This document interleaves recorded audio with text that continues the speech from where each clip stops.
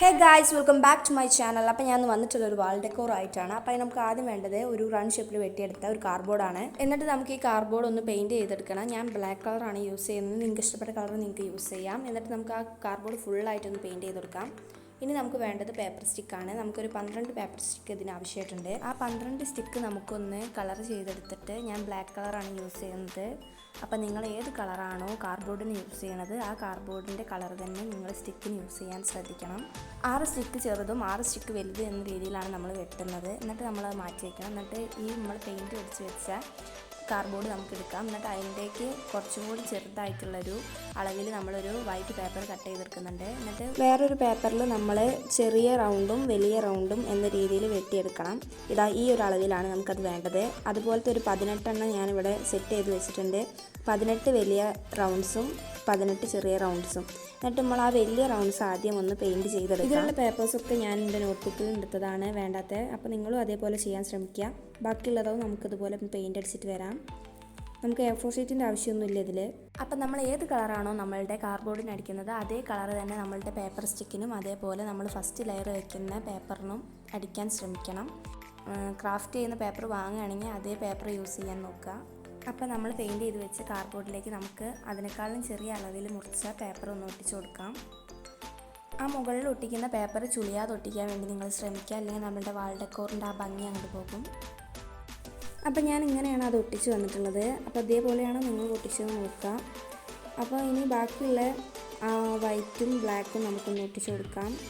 ഈ ബ്ലാക്കിൻ്റെ മുകളിൽ വൈറ്റ് എന്ന രീതിയിലാണ് ഞാൻ ഒട്ടിച്ചു കൊടുക്കുന്നത്. ഇങ്ങനെ നമ്മൾ ആ 18 ഒന്ന് ഒട്ടിച്ചെടുക്കണം.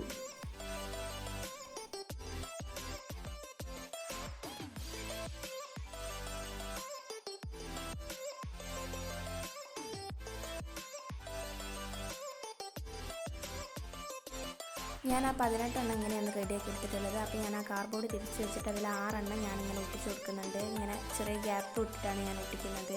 അപ്പോൾ ഞാൻ ആ ഒട്ടിച്ചതിൻ്റെ ബാക്കിലായിട്ട് ഞാൻ ആ വലിയ സ്റ്റിക്ക് ഞാൻ ഒട്ടിച്ച് കൊടുക്കുന്നുണ്ട്. ചെറുതല്ല, വലുതാണ് നമുക്കതിൽ വേണ്ടത്. നമ്മൾ ആ വലിയ സ്റ്റിക്ക് ഒന്ന് ഒട്ടിച്ച് കൊടുക്കുന്നുണ്ട്. വലിയ 6 സ്റ്റിക്കാണ് നമ്മളിവിടെ ഒട്ടിച്ച് കൊടുക്കുന്നത്.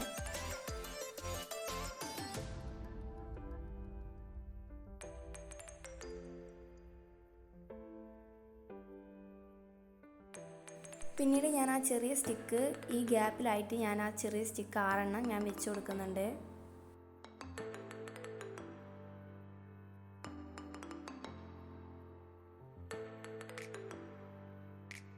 നമ്മളുടെ സ്റ്റിക്കെല്ലാം ഒട്ടിച്ചിട്ട് എനിക്ക് ഇങ്ങനെയാണ് കിട്ടിയിട്ടുള്ളത്. ഞാൻ ആ ഗ്യാപ്പിൽ ചെറിയ സ്റ്റിക്കും അതേപോലെ പേപ്പറും വലിയ സ്റ്റിക്കും എന്ന രീതിയിലാണ് ഞാൻ ഒട്ടിച്ചിട്ടുള്ളത്. എന്നിട്ട് ഞാൻ പഴയ ബുക്കിൻ്റെ ഒരു ചട്ട ഞാൻ ഇവിടെ റൗണ്ട് ഷേപ്പിലൊന്ന് വെട്ടിയിട്ട് അതിൻ്റെ ബാക്കിലായിട്ടൊന്ന് ഒട്ടിച്ച് കൊടുക്കേണ്ട ഒരു സേഫ്റ്റിക്ക്. അപ്പോൾ നമുക്ക് ബാക്കി വന്നിട്ടുള്ള ഈ റൗണ്ട് ഷേപ്പിൽ വെട്ടിയ പേപ്പറൊക്കെ നമുക്ക് ഈ സ്റ്റിക്കിൻ്റെ അറ്റത്തായിട്ട് ഇങ്ങനെ ഒട്ടിച്ച് കൊടുക്കാം. എല്ലാ സ്റ്റിക്കിൻ്റെ അറ്റത്തുമായിട്ട് നമുക്ക് ഇങ്ങനെ ഒട്ടിച്ച് കൊടുക്കണം.